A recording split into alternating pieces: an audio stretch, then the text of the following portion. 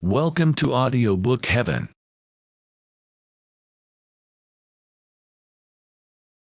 The Gambler, by Fyodor Dostoevsky, translated by C.J. Hogarth. Chapter 16. Of Paris, what am I to say? The whole proceeding was a delirium, a madness. I spent a little over 3 weeks there, and during that time saw my 100,000 francs come to an end. I speak only of the 100,000 francs, for the other 100,000 I gave to Mademoiselle Blanche in pure cash. That is to say, I handed her 50,000 francs at Frankfurt, and 3 days later, in Paris, advanced her another 50,000 on note of hand. Nevertheless, a week had not elapsed ere she came to me for more money. "Et les 100,000 francs qui nous restent," she added, "tu les mangeras avec moi, mon utchitel."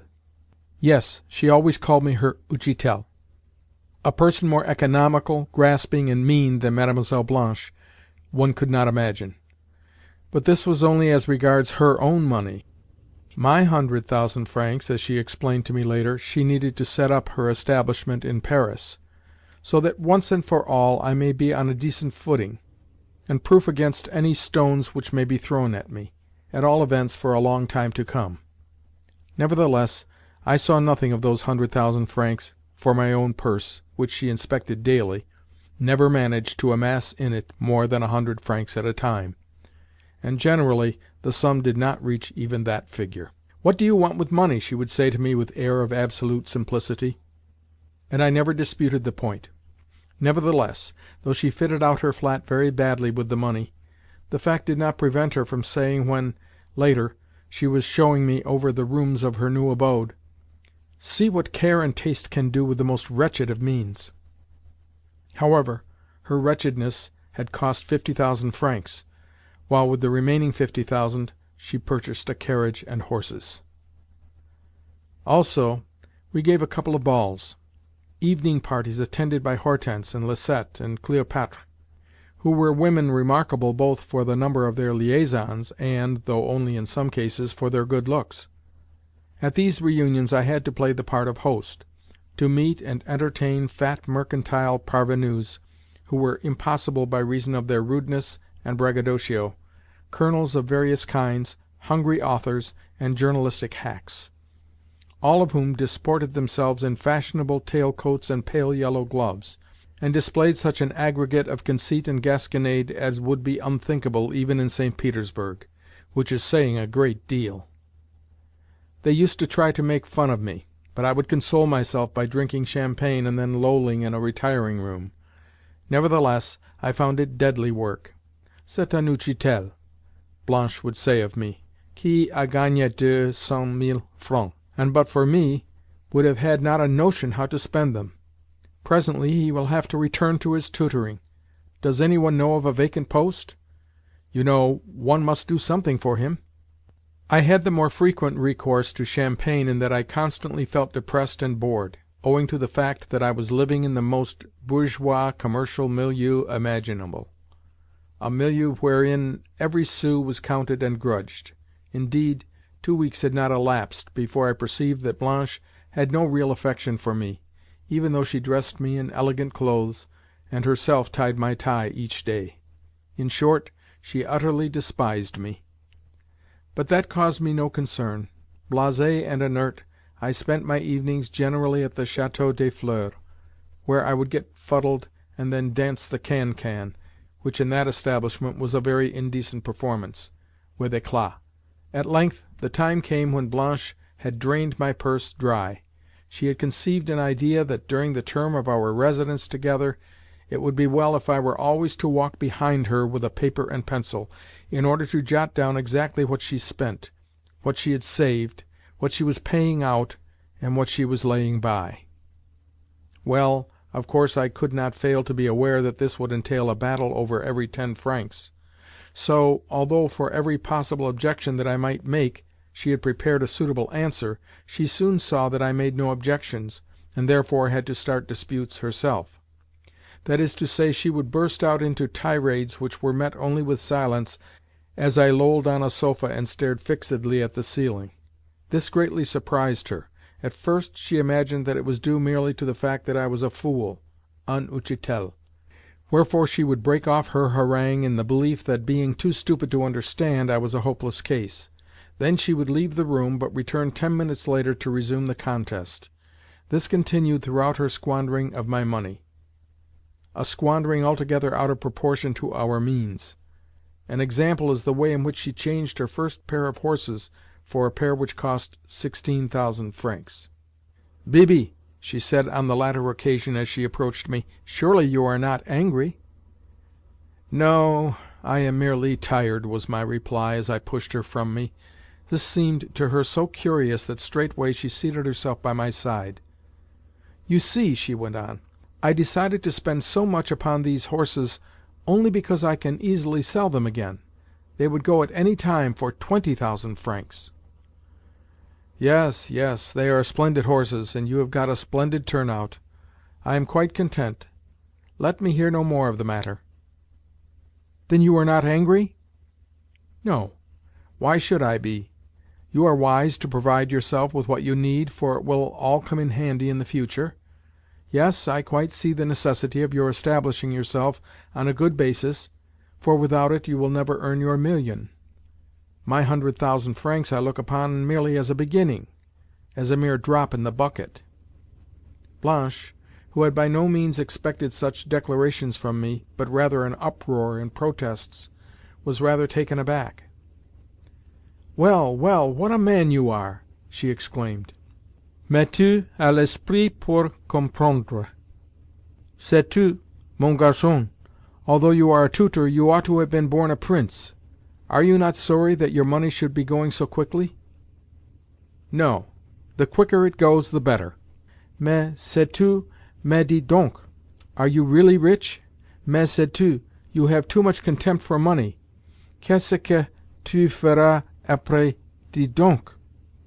"Après I shall go to Hamburg, and win another 100,000 francs." "Oui, oui, c'est ça, c'est magnifique! Ah, I know you will win them, and bring them to me when you have done so. Dis donc, you will end by making me love you. Since you are what you are, I mean to love you all the time and never to be unfaithful to you. You see, I have not loved you before parce que je croyais que tu n'es qu'un uchitel, quelque chose comme un laquais, n'est-ce pas? Yet all the time I have been true to you, parce que je suis bon fils." "You lie!" I interrupted. "Did I not see you the other day with Albert, with that black-jowled officer?" "Oh, oh, mais tu es—" "Yes, you are lying right enough. But what makes you suppose that I should be angry? Rubbish! Il faut que jeunesse se passe. Even if that officer were here now, I should refrain from putting him out of the room if I thought you really cared for him. Only, mind you, do not give him any of my money. You hear? You say, do you, that you would not be angry? Mais tu es un vrai philosophe, sais-tu? Oui, un vrai philosophe. Eh bien, je t'aimerai, je t'aimerai. Tu verras, tu seras content." True enough. From that time onward she seemed to attach herself only to me, and in this manner we spent our last 10 days together. The promised étoile I did not see, but in other respects she, to a certain extent, kept her word. Moreover, she introduced me to Hortense, who was a remarkable woman in her way, and known among us as Thérèse Philosophe. But I need not enlarge further, for to do so would require a story to itself, and entail a colouring which I am loath to impart to the present narrative. The point is that with all my faculties I desired the episode to come to an end as speedily as possible. Unfortunately, our 100,000 francs lasted us, as I have said, for very nearly a month, which greatly surprised me. At all events, Blanche bought herself articles to the tune of 80,000 francs, and the rest sufficed just to meet our expenses of living. Towards the close of the affair, Blanche grew almost frank with me. At least, she scarcely lied to me at all, declaring amongst other things that none of the debts which she had been obliged to incur were going to fall upon my head. "I have purposely refrained from making you responsible for my bills or borrowings," she said, "for the reason that I am sorry for you. Any other woman in my place would have done so, and have let you go to prison. See, then, how much I love you, and how good-hearted I am. Think, too, what this accursed marriage with the General is going to cost me." True enough, the marriage took place. It did so at the close of our month together, and I am bound to suppose that it was upon the ceremony that the last remnants of my money were spent. With it the episode, that is to say my sojourn with the Frenchwoman, came to an end, and I formally retired from the scene. It happened thus. A week after we had taken up our abode in Paris there arrived thither the General. He came straight to see us, and thenceforward lived with us practically as our guest, though he had a flat of his own as well. Blanche met him with merry badinage and laughter, and even threw her arms around him. In fact, she managed it so that he had to follow everywhere in her train, whether when promenading on the boulevards, or when driving, or when going to the theatre, or when paying calls. And this use which she made of him quite satisfied the General. Still of imposing appearance and presence, as well as of fair height, he had a dyed moustache and whiskers (he had formerly been in the cuirassiers), and a handsome, though a somewhat wrinkled face. Also, his manners were excellent, and he could carry a frock-coat well, the more so since in Paris he took to wearing his orders. To promenade the boulevards with such a man was not only a thing possible, but also, so to speak, a thing advisable, and with this programme the good but foolish General had not a fault to find. The truth is that he had never counted upon this programme when he came to Paris to seek us out. On that occasion he had made his appearance nearly shaking with terror, for he had supposed that Blanche would at once raise an outcry and have him put from the door. Wherefore he was the more enraptured at the turn that things had taken, and spent the month in a state of senseless ecstasy. Already I had learnt that after our unexpected departure from Roulettenberg he had had a sort of fit, that he had fallen into a swoon, and spent a week in a species of garrulous delirium. Doctors had been summoned to him, but he had broken away from them, and suddenly taken a train to Paris. Of course Blanche's reception of him had acted as the best of all possible cures, but for long enough he carried the marks of his affliction, despite his present condition of rapture and delight. To think clearly, or even to engage in any serious conversation, had now become impossible for him. He could only ejaculate after each word, and then nod his head in confirmation. Sometimes, also, he would laugh, but only in a nervous, hysterical sort of a fashion, while at other times he would sit for hours, looking as black as night, with his heavy eyebrows knitted. Of much that went on he remained wholly oblivious, for he grew extremely absent-minded and took to talking to himself. Only Blanche could awake him to any semblance of life. His fits of depression and moodiness in corners always meant either that he had not seen her for some while, or that she had gone out without taking him with her, or that she had omitted to caress him before departing. When in this condition, he would refuse to say what he wanted, nor had he the least idea that he was thus sulking and moping. Next, after remaining in this condition for an hour or two (this I remarked on 2 occasions when Blanche had gone out for the day, probably to see Albert), he would begin to look about him, and to grow uneasy, and to hurry about with an air as though he had suddenly remembered something, and must try and find it; after which, not perceiving the object of his search, nor succeeding in recalling what that object had been, he would as suddenly relapse into oblivion, and continue so until the reappearance of Blanche, merry, wanton, half-dressed, and laughing her strident laugh as she approached to pet him, and even to kiss him, though the latter reward he seldom received. Once he was so overjoyed at her doing so that he burst into tears. Even I myself was surprised. From the first moment of his arrival in Paris, Blanche set herself to plead with me on his behalf, and at such times she even rose to heights of eloquence, saying that it was for me she had abandoned him, though she had almost become his betrothed and promised to become so; that it was for her sake he had deserted his family; that having been in his service I ought to remember the fact, and to feel ashamed. To all this I would say nothing, however much she chattered on, until at length I would burst out laughing, and the incident would come to an end. At first, as I have said, she had thought me a fool, but since she had come to deem me a man of sense and sensibility. In short, I had the happiness of calling her better nature into play, for though at first I had not deemed her so, she was in reality a kind-hearted woman after her own fashion. "You are good and clever," she said to me towards the finish, and my one regret is that you are also wrong-headed. You will never be a rich man." "Un vrai Russe, un Kalmuk," she usually called me. Several times she sent me to give the General an airing in the streets, even as she might have done with a lackey and her spaniel. But I preferred to take him to the theatre, to the bal mobile, and to restaurants. For this purpose she usually allowed me some money, though the General had a little of his own, and enjoyed taking out his purse before strangers. Once I had to use actual force to prevent him from buying a phaeton at a price of 700 francs, after a vehicle had caught his fancy in the Palais Royal as seeming to be a desirable present for Blanche. What could she have done with a 700-franc phaeton? And the General possessed in the world but 1,000 francs. The origin even of those francs I could never determine, but imagined them to have emanated from Mr. Astley, the more so since the latter had paid the family's hotel bill. As for what view the General took of myself, I think that he never divined the footing on which I stood with Blanche. True, he had heard, in a dim sort of way, that I had won a good deal of money, but more probably he supposed me to be acting as secretary, or even as a kind of servant, to his inamorata. At all events, he continued to address me, in his old haughty style, as my superior. At times he even took it upon himself to scold me. One morning in particular he started to sneer at me over our matutinal coffee. Though not a man prone to take offence, he suddenly, and for some reason of which to this day I am ignorant, fell out with me. Of course even he himself did not know the reason. To put things shortly, he began a speech which had neither beginning nor ending, and cried out à bâton rompu, that I was a boy whom he would soon put to rights, and so forth, and so forth. Yet no one could understand what he was saying, and at length Blanche exploded in a burst of laughter. Finally something appeased him, and he was taken out for his walk.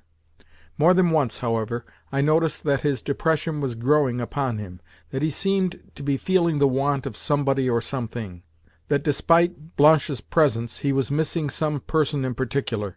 Twice on these occasions did he plunge into a conversation with me, though he could not make himself intelligible, and only went on rambling about the service, his late wife, his home, and his property. Every now and then, also, some particular word would please him, whereupon he would repeat it 100 times in the day, even though the word happened to express neither his thoughts nor his feelings. Again, I would try to get him to talk about his children, but always he cut me short in his old snappish way, and passed to another subject. "Yes, yes, my children," was all that I could extract from him. "Yes, you are right in what you have said about them." Only once did he disclose his real feelings. That was when we were taking him to the theatre, and suddenly he exclaimed, "My unfortunate children! Yes, sir, they are unfortunate children." Once, too, when I chanced to mention Polina, he grew quite bitter against her. "She is an ungrateful woman!" he exclaimed. "She is a bad and ungrateful woman. She has broken up a family. If there were laws here, I would have her impaled. Yes, I would." As for De Griers, the General would not have his name mentioned. "He has ruined me," he would say. "He has robbed me and cut my throat. For 2 years he was a perfect nightmare to me. For months at a time he never left me in my dreams. Do not speak of him again." It was now clear to me that Blanche and he were on the point of coming to terms, yet, true to my usual custom, I said nothing. At length Blanche took the initiative in explaining matters. She did so a week before we parted. "Il a de chance," she prattled, "for the Grandmother is now really ill, and therefore bound to die. Mr. Astley has just sent a telegram to say so, and you will agree with me that the General is likely to be her heir. Even if he should not be so, he will not come amiss, since in the first place he has his pension, and in the second place he will be content to live in a back room; whereas I shall be Madame Générale, and get into a good circle of society" (she was always thinking of this), "and become a Russian chatelaine. Yes, I shall have a mansion of my own, and peasants, and 1,000,000 of money at my back. But suppose he should prove jealous, he might demand all sorts of things, you know. Do you follow me?" "Oh dear, no! How ridiculous that would be of him! Besides, I have taken measures to prevent it. You need not be alarmed. That is to say, I have induced him to sign notes of hand in Albert's name, Consequently, at any time I could get him punished. Isn't he ridiculous? Very well, then. Marry him." And in truth she did so, though the marriage was a family one only, and involved no pomp or ceremony. In fact, she invited to the nuptials none but Albert and a few other friends. Hortense, Cléopatre, and the rest she kept firmly at a distance. As for the bridegroom, he took a great interest in his new position. Blanche herself tied his tie, and Blanche herself pomaded him, with the result that, in his frock-coat and white waistcoat, he looked quite comme il faut. "Il est, pourtant, très comme il faut," Blanche remarked when she issued from his room, as though the idea that he was très comme il faut had impressed even her. For myself, I had so little knowledge of the minor details of the affair, and took part in it so much as a supine spectator, that I have forgotten most of what passed on this occasion. I only remember that Blanche and the widow figured at it, not as de Cominges, but as du Placet. Why they had hitherto been de Cominges I do not know. I only know that this entirely satisfied the General, that he liked the name du Placet even better than he had liked the name de Cominges. On the morning of the wedding he paced the salon in his gala attire, and kept repeating to himself with an air of great gravity and importance, "Mademoiselle Blanche du Placet! Mademoiselle Blanche du Placet! Du Placet!" He beamed with satisfaction as he did so. Both in the church and at the wedding breakfast he remained not only pleased and contented, but even proud. She too underwent a change, for now she assumed an air of added dignity. "I must behave altogether differently," she confided to me with a serious air. "Yet, mark you, there is a tiresome circumstance of which I had never before thought, which is, how best to pronounce my new family name. Zagoriansky, Zagoziansky, Madame la Générale de Sago, Madame la Générale de 14 consonants? Oh, these infernal Russian names! The last of them would be the best to use, don't you think?" At length the time had come for us to part, and Blanche, the egregious Blanche, shed real tears as she took her leave of me. "Tu étais bon enfant," she said with a sob. "Je te croyais bête, et tu en avais l'air. But it suited you." Then, having given me a final handshake, she exclaimed, "Attends!" Whereafter, running into her boudoir, she brought me thence 2,000-franc notes. I could scarcely believe my eyes. "They may come in handy for you," she explained, "for, though you are a very learned tutor, you are a very stupid man. More than 2,000 francs, however, I am not going to give you, for the reason that, if I did so, you would gamble them all away. Now good-bye. Nous serons toujours bons amis, and if you win again, do not fail to come to me, et tu seras heureux." I myself had still 500 francs left, as well as a watch worth 1,000 francs, a few diamond studs, and so on. Consequently, I could subsist for quite a length of time without particularly bestirring myself. Purposely I have taken up my abode where I am now partly to pull myself together, and partly to wait for Mr. Astley, who, I have learnt, will soon be here for a day or so on business. Yes, I know that, and then I shall go to Homburg. But to Roulettenberg I shall not go until next year, for they say it is bad to try one's luck twice in succession at a table. Moreover, Homburg is where the best play is carried on. Chapter 17.